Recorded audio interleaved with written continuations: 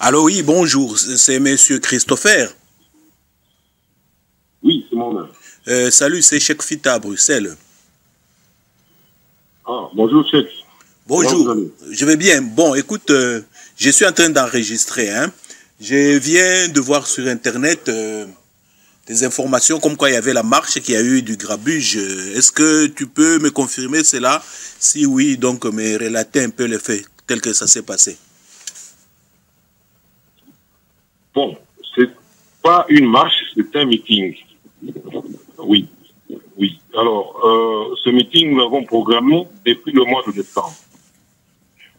Nous avions adressé une lettre au gouverneur de la ville, M. André Kimbuta, depuis le 3 décembre 2014. Alors, la Constitution dispose qu'il devrait nous répondre dans 72 heures, ce qui n'a pas été fait.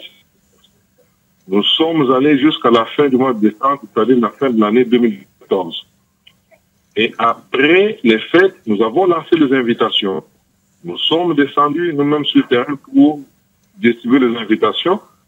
Et la semaine dernière, nous avons eu quelques accrochages, c'est-à-dire on est venu, une équipe est venue nous appréhender, on a pris le professeur Kabili, un groupe de personnes, on a mené au camp Kogolo et d'autres chez Kanyama à l'expression provinciale de la ville. Alors, nous nous sommes rendus partout là-bas pour nous constituer prisonniers, étant donné que c'est moi et Martin Fayoulou qui engageons souvent la RDC en ce moment. Ils nous ont dit qu'il n'y avait aucun problème, ils nous ont libéré tous ces gens qui étaient arrêtés. Et pour nous, nous devions continuer nos activités, nous avons continué à distribuer des invitations jusqu'avant-hier, où nous recevrons une lettre de M. Kimbuta qui, s'appuyant sur une loi de 2001,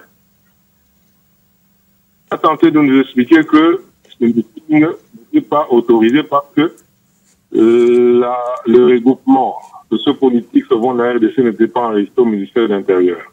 Alors que cette loi de 2001 avait déjà été abrogée par une autre loi de 2004 qui, dans son exposé des motifs, considère que les regroupements politiques étant des associations momentanées de caractère éphémère ne pouvaient pas être alourdis par une législation ou être soumis à un enregistrement au ministère de l'Intérieur, que les partis politiques qui devraient être astreints à cela. Nous lui avons rappelé immédiatement par une lettre pour lui faire voir qu'il était en retard, il n'était pas à jour avec la production législative de notre pays, et chose qu'il a reconnue le lendemain. Mais cette fois-ci, en s'accrochant encore sur notre ineptie, il dira que quand bien même, il est reconnu qu'il s'est trompé, mais quand bien même, cette nouvelle loi de 2004, étant donné qu'elle parle des regroupements politiques, pour lui, selon son entendement, les regroupements politiques ne peuvent concerner que les partis politiques sans la société civile. Étant donné que selon la RDC est un regroupement socio-politique, c'est-à-dire partis politiques, plateforme politique et la société civile, donc nous n'étions pas éligibles à cette disposition. Alors, nous lui avons adressé encore une lettre pour lui faire voir qu'il était dans l'erreur. Les regroupements politiques intègrent les organisations de la société civile. Il n'a qu'à faire à l'histoire. Il verra que l'Union sacrée de l'opposition était constituée des partis politiques et de la société civile. Il n'a qu'à se rendre compte que l'AMP dont il est membre, il y a également des associations de la société civile. Il n'a qu'à se rendre compte que l'actuel gouvernement a des membres identifiés clairement comme faisant partie de la société civile, bien que de leur obédience. Donc, étant donné cela, et puis considérant que les 72 heures en dehors desquelles il aurait pu nous soumettre à cet échange sont déjà dépassées et nous sommes à la veille. C'est hier là que nous étions en train de recevoir sa deuxième lettre, hier l'après-midi. Et nous avons répondu, on a trouvé leur bureau fermé. Et finalement, on a poursuivi le contact au téléphone. Et c'est vers 22 heures qu'il nous demandera de postposer, de reporter le meeting pour que nous puissions nous retrouver d'abord le lundi à ses bureaux.